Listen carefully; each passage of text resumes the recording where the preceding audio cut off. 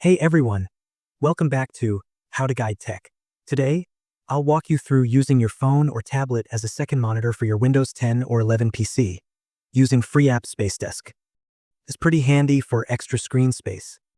I will do it with my Android phone, but this method works for all phones and tablets, either Android or Apple. First up, grab your laptop or PC and open your web browser. Type and open website spacescape.net/download/. You can find it in the description. Once you're on the Spacedesk website, look for the download options specifically for Windows. I go for Windows 10 11 64-bit. Go ahead and download that setup file. After it downloads, just run the installer and follow the steps on your screen to get Spacedesk set up on your laptop. Once that's done, open the Spacedesk app you just installed. Inside the app, check the settings area. Make sure the local area network option is selected, and also look for the USB cable driver option. We might need that later. Now switch over to my Android phone. Open the Google Play Store and search for the Spacedesk app there too.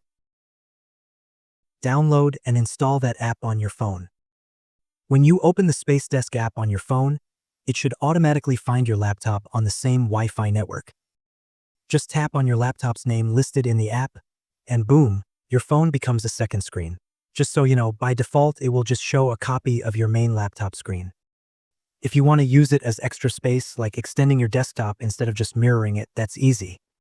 Right-click anywhere on your laptop's main desktop and choose Display Settings.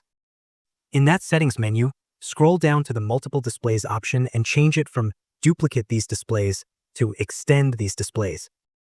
Here we go, it's done. As you can see now, I am using my phone as second extended monitor.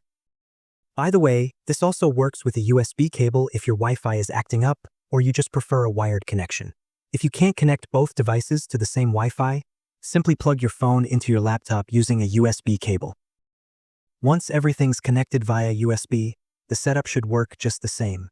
And that's really all there is to it.